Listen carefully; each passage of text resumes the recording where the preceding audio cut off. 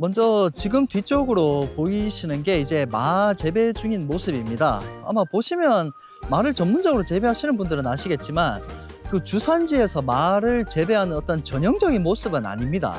이게 왜 그런 거냐면 저희는 지금 비료의 어떤 효과를 실험을 하고 있는 중이기 때문에 그 여러 가지 종류의 비료들의 차이점을 가장 확실하게 볼 수 있는 어떤 재배 방법을 가지고 이제 재배를 현재 하고 있습니다. 그래서 지금 보시는 요 재배 양식이 비슷한 분도 계실 거고 다른 분들도 계실 거예요. 좀 다른 분들이 더 많을 거라 생각을 하는데 이제 실험 중이기 때문에 이런 모습을 띠고 있다. 이렇게 이제 이해를 해주시면 되겠습니다.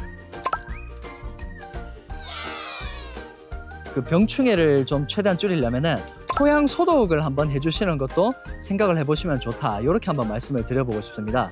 어떤 뭐 팔라딘이라든가 석회질소 이런 것들을 이제 사용을 하게 되면은 열이 발생을 하고 가스가 발생을 하고 좀 강염기가 발생을 하고 해가지고 이제 다양한 기작으로 토양에 있는 어떤 그 병균들이나 해충들이나 이런 선충들 이런 것들을 굉장히 많이 방제를 해줄 수가 있습니다. 이런 식으로 병충해 밀도를 최대한 낮춘 상태에서 다시 이제 재배를 들어가게 되면은 하지 않는 거에 비해서는 그래도 굉장히 발전된 생육 그리고 수확량을 얻을 수 있지 않겠나 이렇게 생각을 합니다.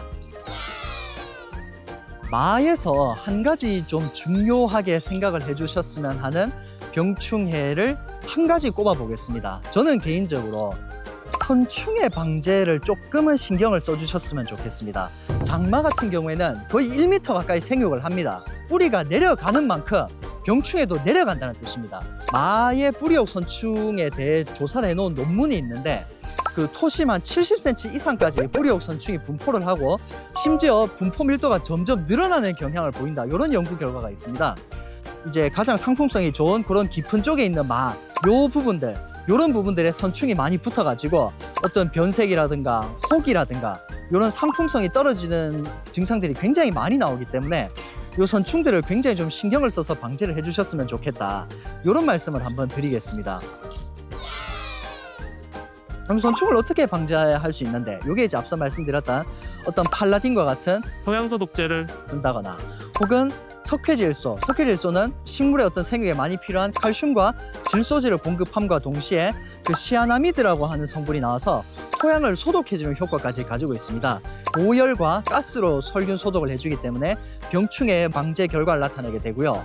혹은 그런 것보다 나는 좀 직접적인 작물 보호제를 사용하고 싶다. 이러면 이제 네마킥이라든지 어떤 선충 싹이라든지 이런 제품들을 사용을 하셔서 선충의 밀도를 그래도 최대한 낮춘 다음에 좀 재배를 시작을 하시면은 어떤 수확량이라든가 생육이라든가 이런 것들에서 최대한의 어떤 좀 효율을 보실 수 있지 않을까 이렇게 생각을 합니다.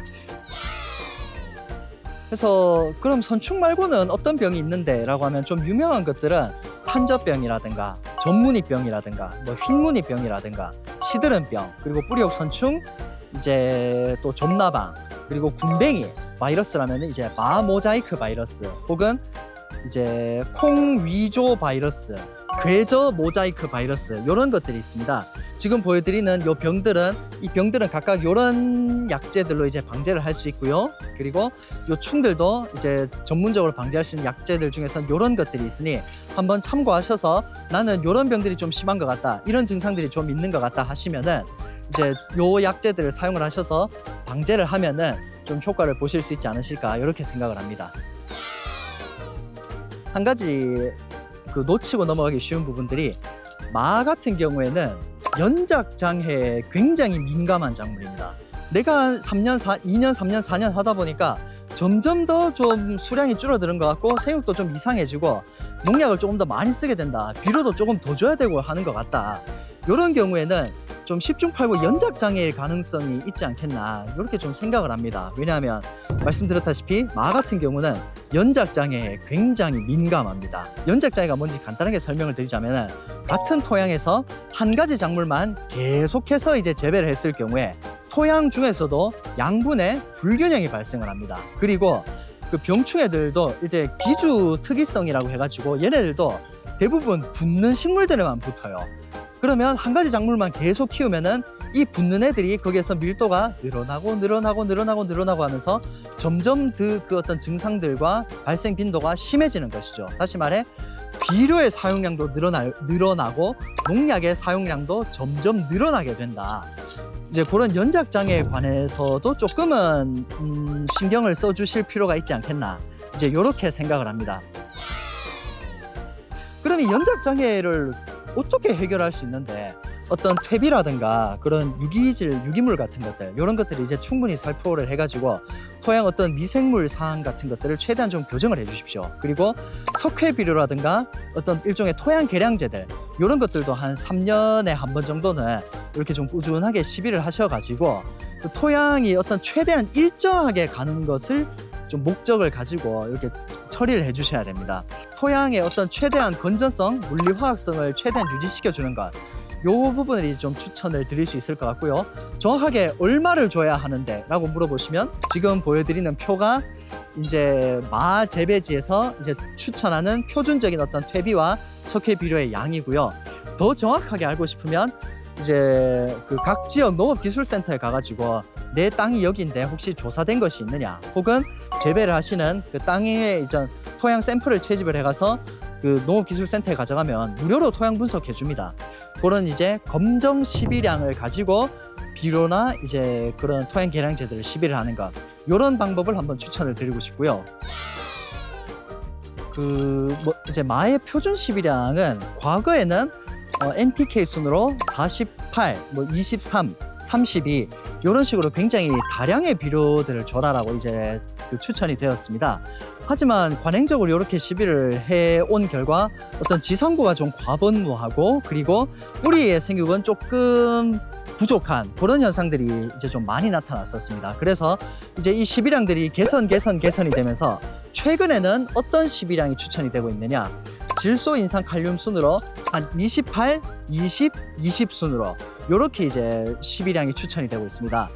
이제 인산은 전량 기비, 인산 같은 경우에는 많이 아시겠지만 토양 중에서 고정되고 굉장히 느린 양분이기 때문에 전량 기비로 줘도 식물들이 알아서 조금씩 흡수를 하게 됩니다. 다시 말해 추비로 인산을 줘도 그렇게까지 큰 효과를 보기가 어렵습니다. 그냥 밑거름으로 주는 게 차라리 효율이 더 좋아요.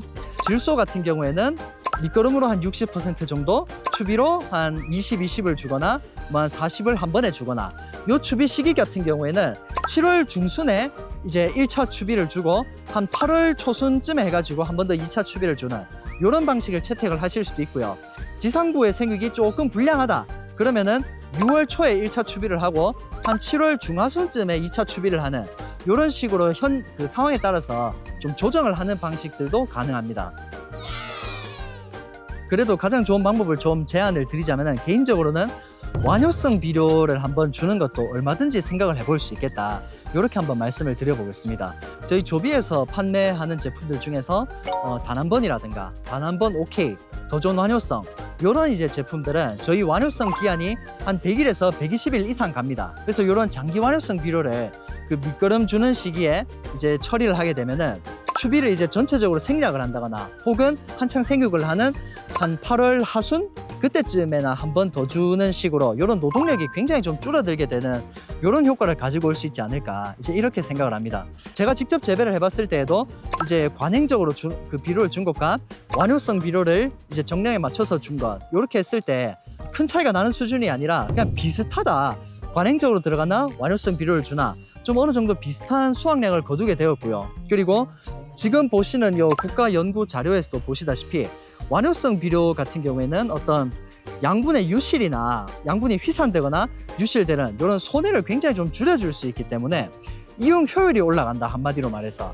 이렇게 좀 정리를 할 수 있겠습니다. 그래서 완효성 비료는 관행 비료보다 한 20% 정도 감비를 해도 이제 일반 관행 비료 대비 유사한 효과를 보인다, 이런 연구 결과도 얼마든지 있기 때문에 완효성 비료를 적용을 하는 것에 대해서 거부감을 가지실 필요까지는 없지 않겠나, 이렇게 한번 말씀을 드려보고 싶습니다. 하지만 노동력 조금 줄여보고 싶고, 그리고 시비량도 조금 줄여보고 싶고, 조금 더 이제 기후 변화에 맞춰서 좀 탄탄하게 작물을 길러보고 싶다, 그렇다면은 단 한 번 OK라든가 뭐 도전 완효성이라든가 이런 단 한 번 같은 완효성 비료 제품들을 사용을 하셔가지고 조금 이제 쉽게 농사를 짓는 것도 한번 고려를 해보시는 것이 어떤가, 이런 완효성 비료를 사용을 하시는 것도 한번 좀 추천을 드려보고 싶습니다.